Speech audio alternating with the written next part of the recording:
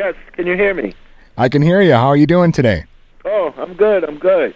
Excellent. It's an honor to be speaking with you. Thank you. Where you from? Where you calling from? I'm in Minnesota. Oh, cool. Well, Darryl, I know you got the new book out, 10 Ways Not to Commit Suicide, a very honest and, I guess, stark account of some of the stuff that you were dealing with in your life. I mean, yeah, and that just came about was, through my whole career, I was the one MC that always rhymed about what I really did. Like when I wrote my rhyme for my song Sucker MCs, I didn't write the rhyme for the record. As soon as I graduated from high school, I wrote a rhyme about it. The Christmas rhyme, that's how my house is on Christmas, you know what I'm saying? Chicken and collard greens, my sneakers. I've always artistically and creatively talked about stuff I really did.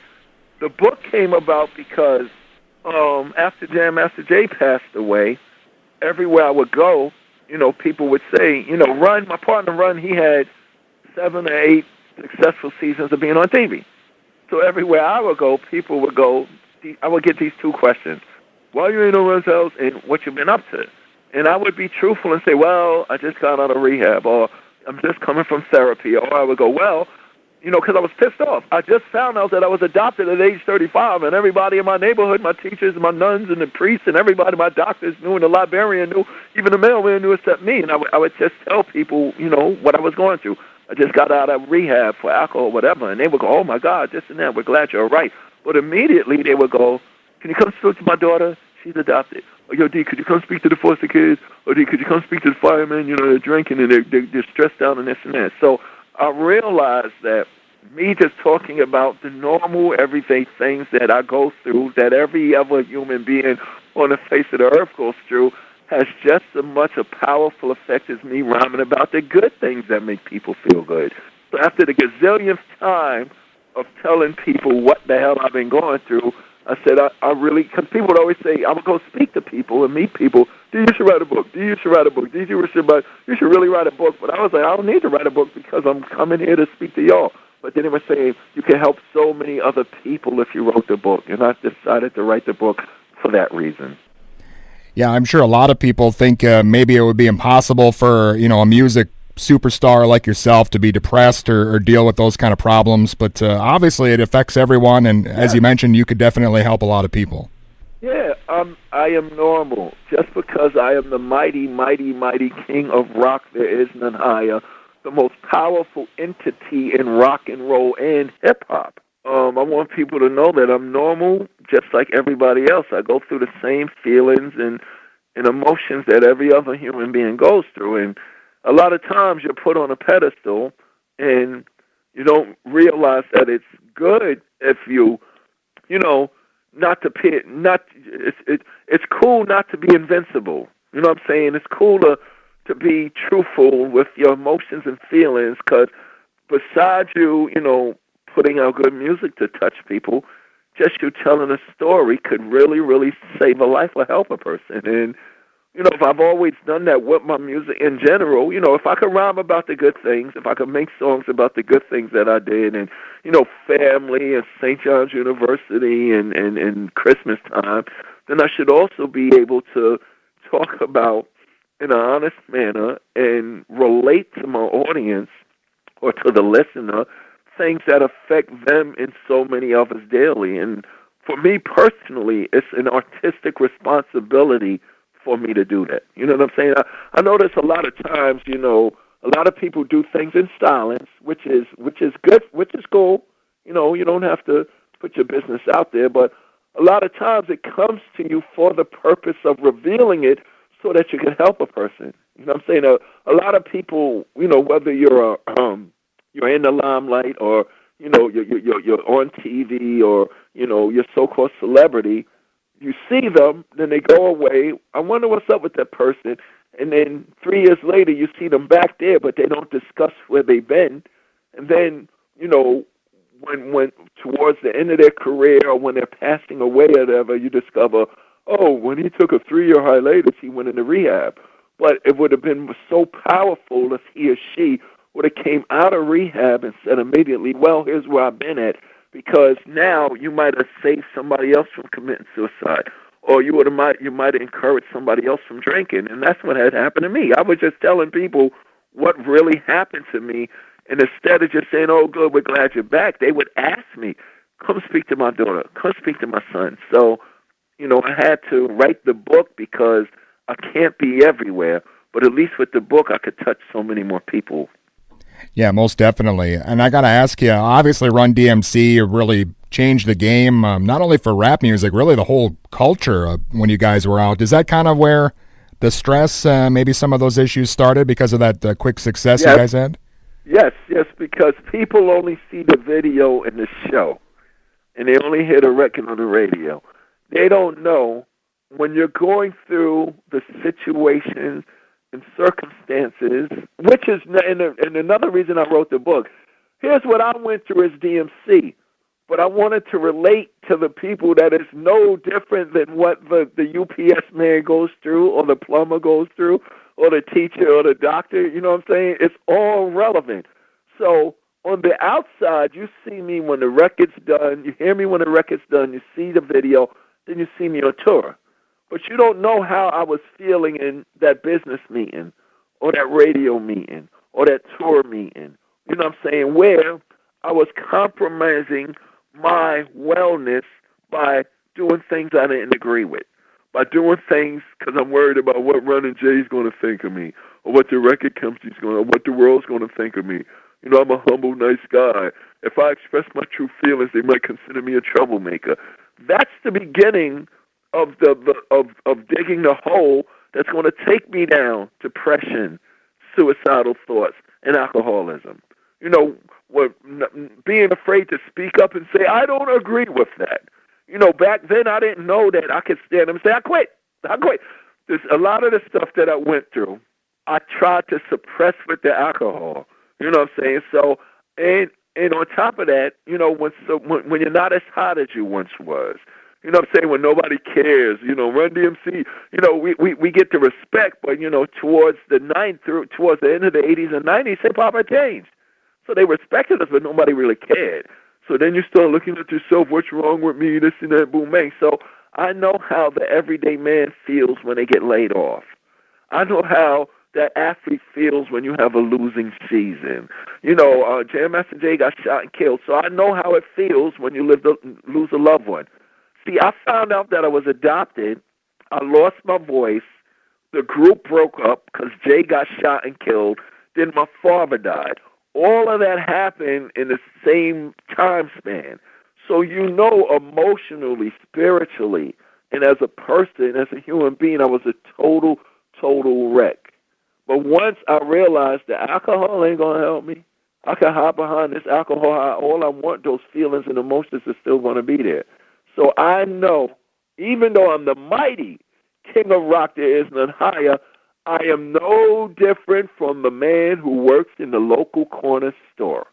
And I wanted to write the book to make everybody from all walks of life, from all race, creeds, religions, occupations, and cultures, Muslim, Christian, Jewish, none of that means nothing because we are all the same. I had suicidal thoughts, substance abuse issue, self-awareness, self-esteem, all of that. Just because I'm DMC of the groundbreaking rap group Run-D.M.C, all the stuff you could Google and Wikipedia on me, none of what's in the book is going to be there. And I think what's in the book should be there too. Because the same way my music has inspired, motivated, educated, and helped people, me telling a story about what I've been through might connect with that person in the audience thinking about shooting themselves, jumping off the building, or cutting their wrist. Yeah, it's great that you were able to turn things around. And, as you mentioned, the book is going to be helping a lot of people in the same, some of those same instances. And you mentioned just kind of being, a normal guy. And I got to ask, when you guys started out in New York, so many great groups around that time. Did you know from the start you guys would be at the pack, at the head of the pack and bringing hip-hop to the mainstream? Nope, not at all. I thought I was going to have a hit record. You got to look at it like this. I thought the main goal back then, because remember, hip-hop wasn't on the radio every day. It was a Friday and Saturday night thing only. And it was a big accomplishment if Red Alert, Mr. Magic, Chuck Chill Out, the Awesome Two, the Supreme Team, or Chuck Chill Out, any of those dudes played your records. So for me, I thought I was going to have a record being played on the radio for one summer.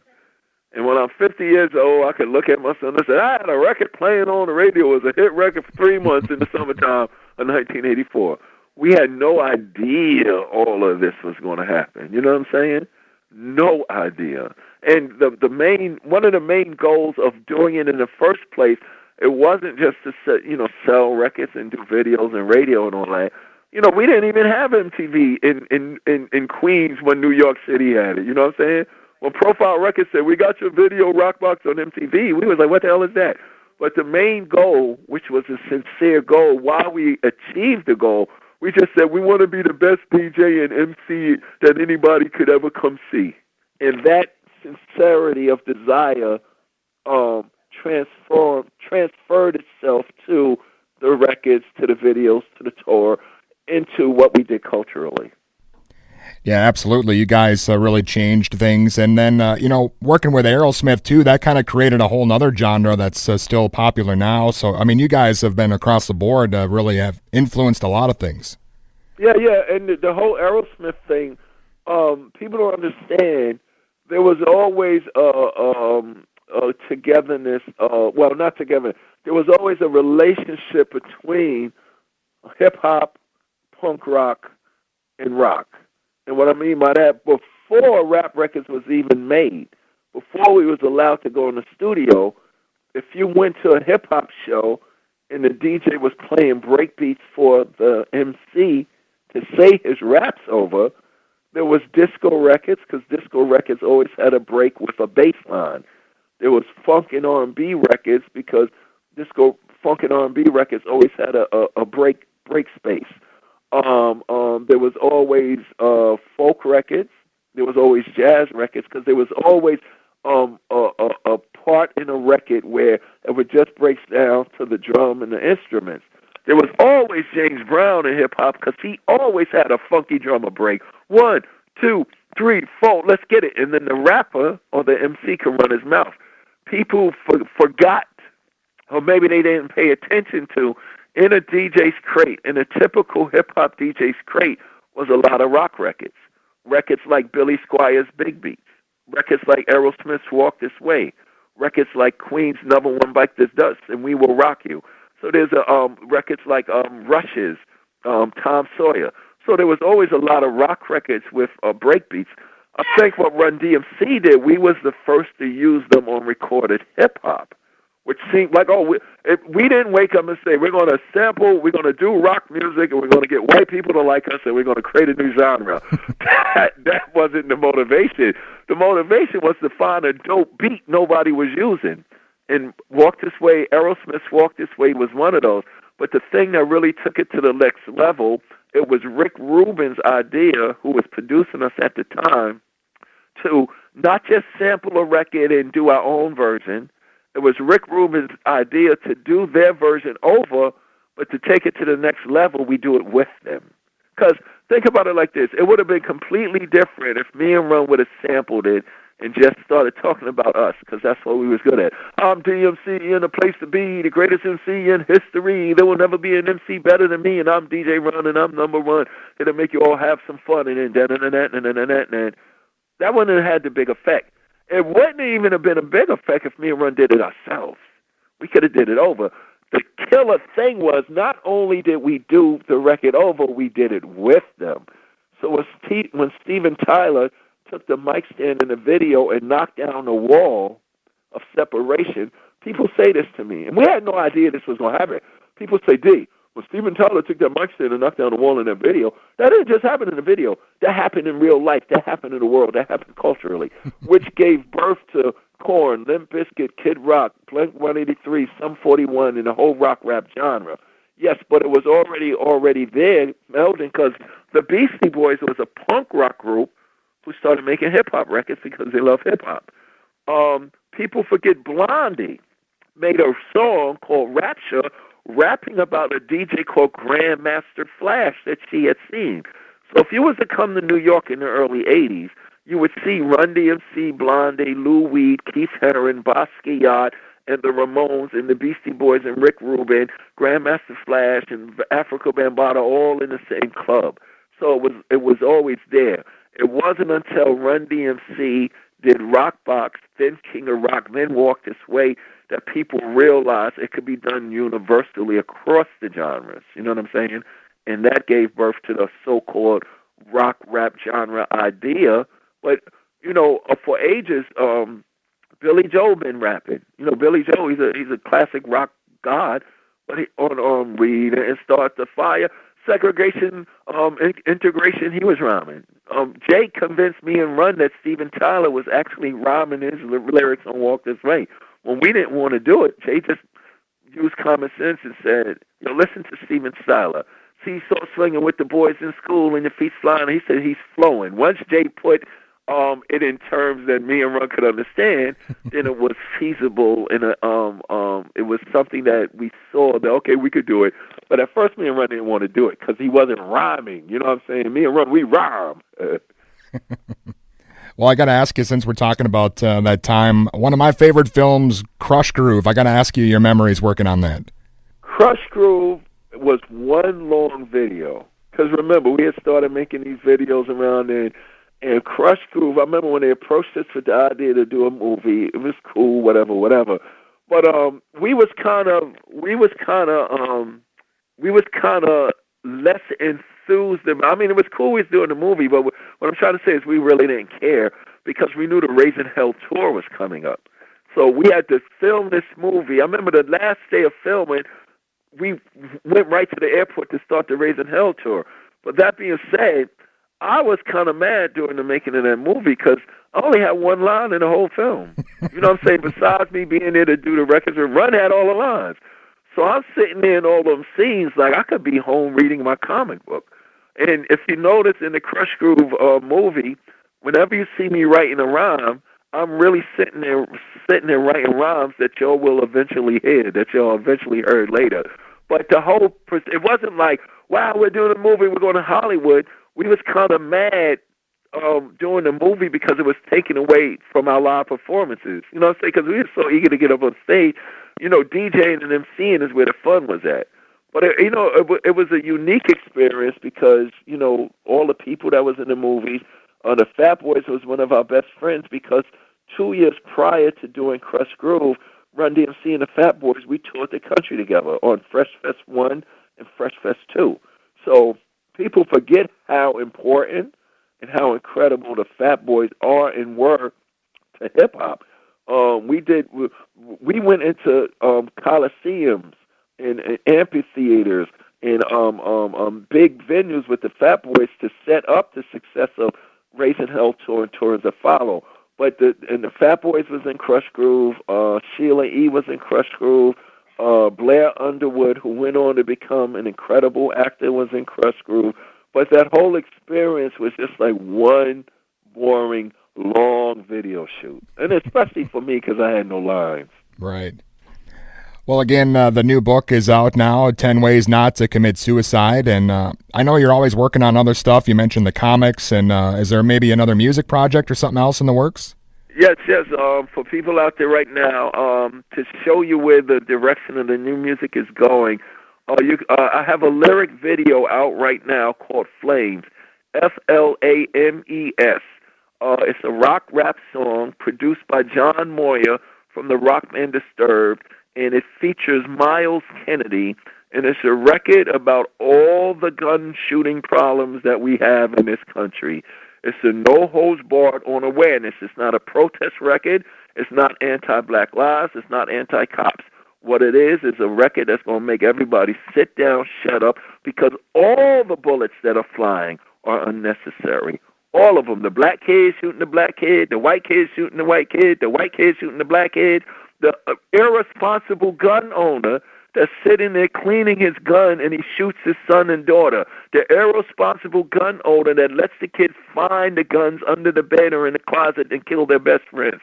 The irresponsible police officers that should be taking off the force because they have no experience in not knowing how to defuse a situation without shooting. The main statement of this record is all these bullets are unnecessary, and that's the first statement. And that being said, all the new music that I got coming now is going to deal with all the issues relevant to everybody that's in the audience, to me, to my mother, to my grandfather. Or with the audio version of my book, 10 Reasons Not to Commit Suicide, I put one of the upcoming singles. It's a song called Suicide.